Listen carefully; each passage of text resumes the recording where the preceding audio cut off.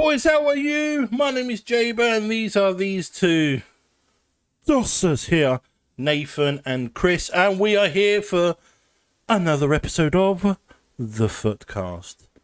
How are we, guys? Yeah, I've got a question for you, Jason. How come Brighton don't do your shirt size, but Crystal Palace do? Because Brighton don't like fatties. Anyway, I am wearing this with pride, by the way. With utter pride. And a few stitch on other shirts. Yep. For those of you who were in my TikTok live the other night and last night, this is being recorded on Wednesday. Yeah. Oh. Yeah. There was a good player. There was a lot of Liverpool fans in my TikTok live on Monday night before the game. Do you know what? There's something really amazing about my TikTok live last night. There were none of them there. I get Liverpool and Watford fans in my lives giving it. Watford have all teams. I know. One of them was like, Sarwood. Why can't you get any Brighton fans? I do get some Brighton fans, actually. You can't get any Man United fans because they're all the way down at the bottom. Oh. Anyway, let's segue into this. Did you just try to say pipe bomb? Sorry. You're not CM Punk. You're just so Chris, I wanna get your view of what happened on Sunday. Saturday. Sorry, I can't hear you. Sorry. Wait, what? Can anyone hear me? Can you do it without swearing, please? Because I think most videos are getting shadow banned every time you swear. I can't hear a word you guys are saying. Sorry. Nobody could. Nobody. It's green and gold, you tosser. He's a Norwich fan. What's lesbian having you? Love United, hate Glazer. Do you know what, right? I have to... There's a few things to come out of that, and people are laying all of the blame at the door of the Glazers for Saturday.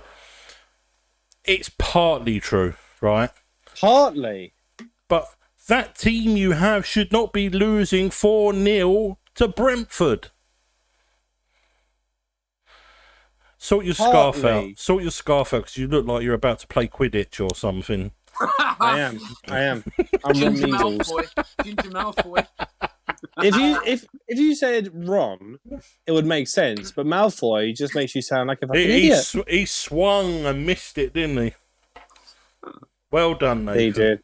Well done, Nathan. You completely balls it up. Sorry, Weasley. Oh, now you say it. Okay. But I might not have said Ron. I can think of any way. I can call you Fred or George. You said Draco, you dipstick. Right, come on, 20th, hurry up. I haven't watched Harry Potter before, so I don't know who they're on about. Anyway, so yeah, Chris, as a Man United fan, what do you think needs to happen now? You need to watch Harry Potter, you bastard. How have you not seen Harry Potter? Everyone's seen it. I've just never seen it. You're from England. Yeah, you're from England. Not that England. I'm from sort of like This is why you never England. got your letter. You don't deserve to be a wizard. Well, look at me. I look like fucking Hagrid. I am going to need a bleep there. He doesn't like Hagrid. You're Wizard Harry. Okay. Sorry, this is a podcast about football. We spent 3 minutes taking the piss out of each other. Talking about fucking Harry Potter. So, basically... I know. Right. I'd say the blame has got to be fully on the Glazers. Think about it this way. Ferguson was successful in spite of the Glazers. Yeah. He didn't really have much money. And when he did, he only spent like 20, maybe 30 million if he wanted to. Yeah. But because he was a genius and he knew how to get better out of his players, that's why he was successful. That's why the Glazers were just like staying away, because they were like, you know what? Okay, cool. Ferguson has won in spite of them. I mean, for the last 17 years or so, they've been in charge. they have put the club in debt. They've not really invested actual money from themselves. They've only taken money out of the club to invest in the club. So putting the club in more debt. Mm-hmm. It's not like Abramovich when he came in and was like, all right, here's money, here's money, here's money. Do you want this? Okay, here's that. So the one thing I read about this morning about, in particular, Avram Glazer, he's got a face you can punch, hasn't he? Sorry I don't incite violence, but, you know. The one thing I've been reading is that they've been using Man United to payroll their NFL team. Mm-hmm. Is it the Tampa Bay Buccaneers they own? Yeah. They've been using that to payroll their business and their NFL team, which has put Man United in nearly, £2 billion worth of debt, is it now? Exactly. That is disgusting. Think about it this way, right? If you're an owner of a football club, not an owner of a football club. If you're a player for a football club and your owners are like, oh, we don't give a shit about you guys. Here you go. Here's this player. Here's that player. We don't give a shit if they affect the team or not. We're just going to pay off such and such. You're going to be like, is there any fucking point in us being here? Yeah. The thing is, with Man United, there's obviously, I don't know if any of you guys watched the match on Saturday. I did. Obviously, with what Gary Neville said and stuff like that, he says there's so much problems in and out of the board. There's obviously problems in the dressing room. And the Ronaldo saga again. Bear in mind, the Ronaldo saga has only been for the last 3 months. Oh, no, think about all the issues before Ronaldo. It's enough to derail the pre-season. Do you know what I mean? Derail the pre-season? What about the last 5 seasons? Well, since Ferguson's left, the last 9 pre-seasons. The thing is, with all that stuff going on, and yeah, you are right. Ever since Fergie's left, things have gone really wrong. I know you've had success since Fergie has left. You've won the FA Cup, you've won the Carabao Cup, you've won the Europa League, you've won trophies there and then. But obviously, they haven't won the big one, have they? It is. It's not even come close. They have come close. You came second under. Yeah, no, that's not coming. No. We came nowhere near. I know, but you were still second. City won the league by 20 points that season. I know. Like, that is embarrassing. To finish second, 20 points away, that's not an achievement. That's embarrassing. An achievement would be to be like a couple points or less than 10, less than double figures to say the least. That would have been an accomplishment. And be like, you know what? We could push for something. We just got a second because the other teams were so bad. Yeah, I can't argue with that, you know. Liverpool had Van Dijk out for the whole season. Do you think then, thinking about what's happened since then, do you think you may as well have just stuck with Ollie then? No, because Ollie did an incredible achievement of getting the team sort of... Well, he sort of sacrificed his ideas to accommodate certain players. Like, fair enough, that worked for a certain amount of time, but then the players sort of took over the dressing room. And they did that with Mourinho, though, didn't they? Mm-hmm. And Mourinho sort of panicked and started taking out on everyone he's seen. And then it's like, every other person can see what the issue is. It's the players. Nothing to do with... Like, to be fair, Ollie wasn't the right man, which I'm gutted about, but he just wasn't the right person. But the thing is, as Roy Keane once said, leopards don't change their spots. Yeah. And it's the same thing with all those players who threw... Sorry, Nathan, to interrupt. All those players who threw Louis van Gaal, Jose Mourinho, Ole Gunnar Solskjaer, Erik ten Hag. 4 decent managers. Well, sorry. 3 really good managers, and Ole Gunnar Solskjaer is a good manager. I mean, they've all won the leagues in other countries, or they've all done so well. So, 4 really good managers, all thrown under the bus just for those players. And look at the team. You can name at least 5 players that are like 5 or less that are still in the squad from where Louis van Gaal took over. Yeah, I mean, De Gea. De Gea was there with Fergie's when Fergie. But to be fair, he's going to be at the end of Fergie's reign. But to be fair, he's got to be one of the only ones who tries. Like, it was his fault for the 2 of the goals. Yeah, everyone makes a mistake. A striker misses a shot, no one says anything. A midfielder misplaces a pass. No one says anything. Defender misses a header. No one says anything. The thing Goalkeeper makes a mistake and leads into a goal. At the end, I do agree, like, obviously, with what's gone on and stuff, but I think also as well, do you not think you say stuff about Solskjaer, but he was backed by the Glazers. The Glazers gave him what he wanted. He wanted Wan-Bissaka. He got Wan-Bissaka. He wanted Maguire. He got Maguire. He wanted Sancho. He got Sancho. He wanted Ronaldo. He got Ronaldo. You can't... Don't forget, it took over a year to get Sancho in. Oh, yeah, but that's going to happen. It's going to happen. It happened with Haaland. It took over a year from last year to get into the Premier League with all these clubs. It's going to happen again with Ben. It's going to happen again with Bellingham. Solskjaer wasn't backed. But he kind of got what he wanted. He wanted Sancho. He got Sancho. A year later. But it's gonna happen like with the Bellingham situation. What about that one player who wanted from Norway? Who was that? He wanted a player for 15 million from the Norwegian league. The Glazers said no. And do you know what his name was, Nathan? Erling Haaland. Correct. Yeah, and that's their fault. 15. Yeah, because he wasn't backed. He was back to an extent, but then he wasn't. So it is at the end of the day with the Glazers. There's always been a problem with the Glazers since 2006. Since their takeover, there was a problem. And at the end of the day, even Gary Neville pointed out so much stuff. The stadium is not the same. Even he said the stadium's old and rusty now. That needs to be rebuilt. It is. It's rusting, apparently. I didn't even know about that. I actually not known about that, to be fair. I didn't even know that. There is obviously a lot of problems at the end of the day. And in a way, I feel for Ten Hag. I don't feel sorry for Man United because I'm a Chelsea fan, so I find it funny. Like, you were probably finding it funny when Chelsea were up for sale and there was rumours that they were going to go bust. So you probably would find it funny for Chelsea. So I find it funny. But Ten Hag's come in. He's not really been backed.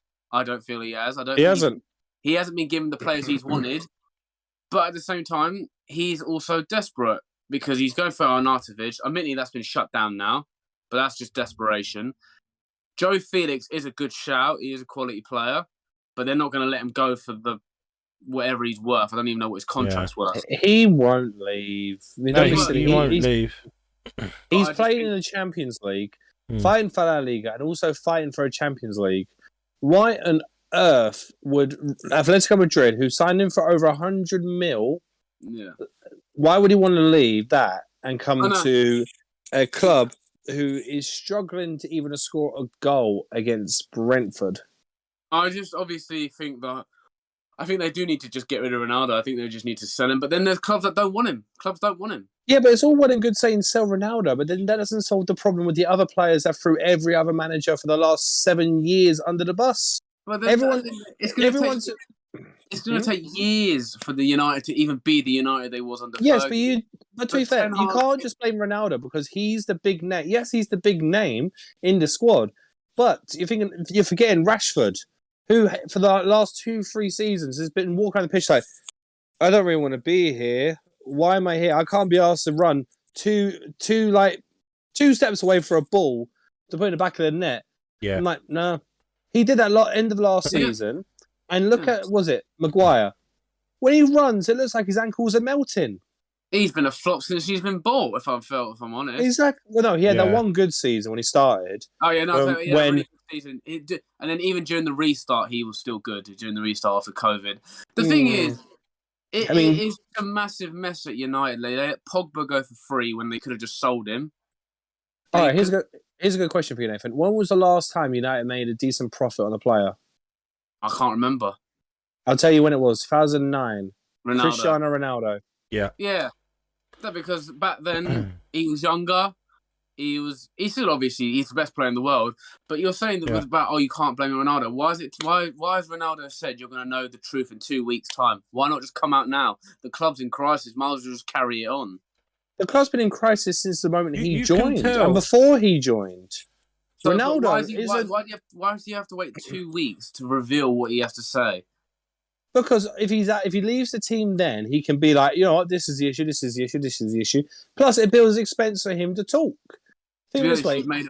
You've made a massive mistake by bringing him back, and that is honestly the truth. Are you joking? He's the one that saved the team last season from finishing in the bottom half of the league. Yeah, but otherwise, look at what we would have had. We would have had Martial as the only striker. Cavani barely fucking played. Excuse my language again. But think of it this way: Mason Greenwood got locked up in December, January last year. This year. So January this year. So he would have been gone. Martial was booed by Sevilla fans. Could you imagine what he would have had last season, the way we were playing? But can I just say, Wait, hold on. So Cavani barely played. Yeah, he was a lovely when he did play, but then he very rarely played because he got distraught. So then you had so many strikers not playing. Ronaldo was the only one scored. He got 20-odd goals last season in a crap team. You cannot say he's the problem. When he's done his job, he's shown the whole United fans and the board and the management what the problem is. And everyone's saying he's the problem because of who he is. The thing is with me, you are right. Yeah, he has got a great work ethic on and off the pitch. I will admit that anyway. And he is a brilliant player. But at the same time, it just baffles me. Like apparently there was rumours going around that obviously since Man United didn't make the Champions League, a lot of their players had to take a pay cut. Apparently Ronaldo moaned about that. No, that's not been confirmed at all. I'm just saying, this is a rumour I heard. Obviously, he's saying, "Oh, you will find out the truth in 2 weeks. I'll keep quiet." Why are you going to keep quiet till the transfer window ends? I think that's smart. That's true. I'm just he doesn't want to cause any drama before then. But he's already caused enough drama by saying, "I want to leave anyway." And to be fair, so has a lot of people. Pogba's been saying that for how many years now? Oh yeah, of course. I think a lot of Man United team. I think obviously Pogba's just he could do it for France, but he can't do it for Man United, and he'll go to back to Juventus, and boss it out there. Juventus, whatever. He'll go back to Serie A and do well there. But for me, I think you've made a massive mistake by signing Ronaldo. I mean, you could say that, but bear in mind, we would have finished bottom of the group in the Champions League. Maybe. Do you not remember? Do you not remember that meme? Maybe I'm not even being funny. I've said this to some people. Maybe Man United not having European football this year would have done you guys a favour. It did Chelsea a favour back in 2016-17 where we won the league. We had no Champions League football. We finished 10th the year before. Then we won it under Conte in his first season. Did Chelsea a favour with no European football? I personally think Man United didn't need European football. They could have got rid of the deadwood, got rid of players that didn't want to be there, and brought in players. But that's the problem. He hasn't been back. It's not that. It's the Glazers. Yes, I know. Wait, let me finish. Wait. The Glazers are the biggest hoarders ever. Yeah, I know they are. Phil Jones is still getting a wage at Manchester United. Yes, because no one wants to buy him. Why can't you? Yes, they do. Who wants to buy him? Bordeaux. I'm sure if you offered him to a team in League 1 or 2 or even the Championship, someone would want Phil Jones. But bear in mind, right, Nathan? Guess what happened in January? What? He got man of the match. No. Oh. After that, Bordeaux said they want to sign him for a season on loan with an option to buy. And guess what he said? He said yes. He said no because there's no guaranteed playing time. But he's going to get playing time. He's going to get more playing time here than he is at United. Exactly. And United are just paying someone's wages. I bet his pay pocket ain't terrible. Exactly. It's over 100k. Yeah. And do you know when he was at his best when Fergie was there? Exactly. So bear in mind, he's still there when he's passed it ages ago. I mean, you saw him against Liverpool. He had to come off before half time because he was knackered. Wow. Just segueing into the transfer window. I have just seen an interesting tweet from Fabrizio Romano. Right. It alludes to the fact that Manchester United are going for either Ilya Meslier from Leeds or Jan Sommer from Mönchengladbach. Yeah, they want a new keeper now, don't they? He wants a new keeper. So do you not think is this obsession with fucking Leeds' keeper? Bear in mind, the last time Solskjaer... Jesus, that's a really weird background noise. But yeah, Solskjaer was after Leeds' goalkeeper. And then, well, guess what happened then? He conceded 8 or 9 past him that one game. So, just quickly, I know this is going to be a short podcast because we've all got busy lives and that. Just some of the transfer speculation. Do you think, I've got a little bit of a conspiracy theory here. Do you think that Man United, going after Casemiro might be a ploy to get Barcelona to actually cough up the money for Frankie de Jong. Do you not think they're going to look at their rivals going, oh shit, they're gonna get our 65 million? No, I don't think that's the case. I think Frankie de Jong does want to come because obviously Ten Hag is not a stupid guy. He wouldn't pursue a player who hasn't said that he wants to leave. Like, why would he keep going if Frankie de Jong has already said no? Clearly, there's been messages going behind closed doors, like between the two. Yeah. Being like, I want you at this club.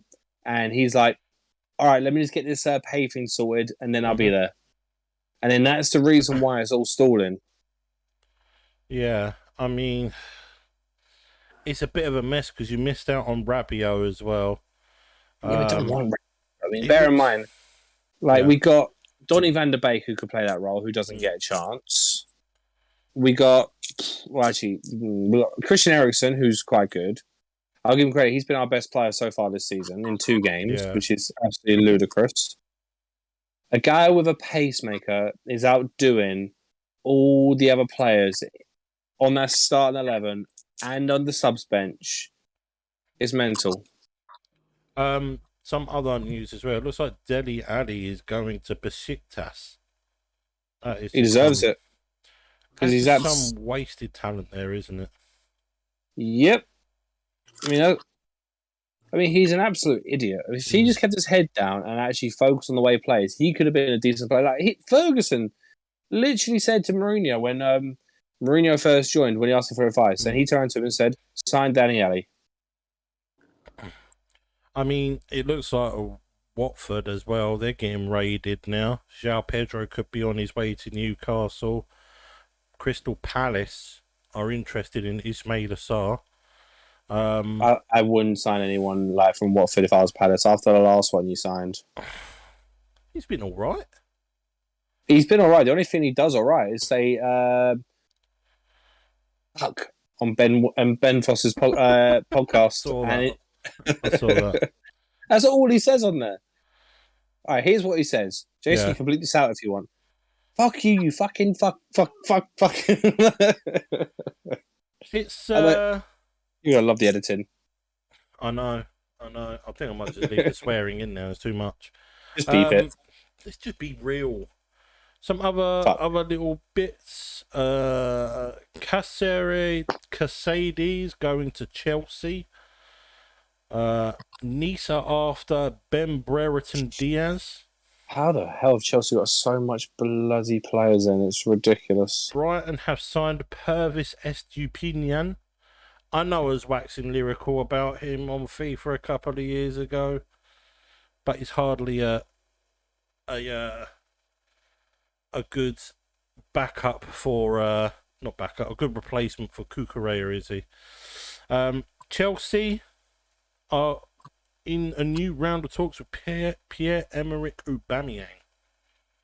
Talking of Chelsea, Nathan.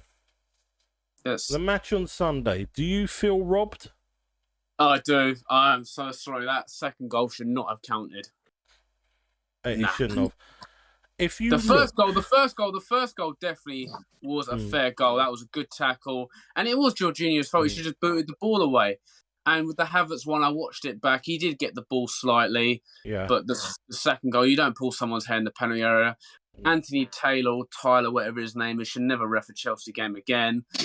And I think VAR are nothing but useless because all they did was they looked at it and then just went no. So clearly now you could pull someone's hair in the penalty area and get away with it. Chelsea have been doing that for years and getting away with it. Oh, well. Oh. But now that there's all these stricter rules and that, I think it's an absolute joke. So, both Chelsea and Tottenham are missing their managers for the next game. Yeah. Do you think that'll have an effect?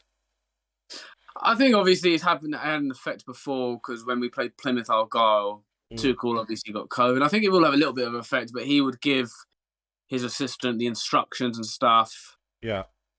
And he'll just have to make the best of a bad situation. But it is obviously a shame. But well, Chris is gone. This is becoming the podcast of people just leaving near the end of it. Sorry about that, guys, last week. But I obviously I felt robbed and stuff, and yeah, but the second goal shouldn't have counted. The first goal definitely, that was a fair goal. Yeah. At the end of the day, it was a good goal. Jorginho's mess up, but the second goal, should never have counted. Yeah. But at the end of the day, we had our chances as well to finish him off there and then as well. Cool. Well, you heard it here first, guys. If you enjoyed that podcast, please comment down below. If you want to see any more of the podcast, check out the playlist somewhere. Be in the playlist section in my channel, and drop a subscription if you like the content around here. My name's been Jaybur. That's been Nathan. I'll see you in the next one. Bosh.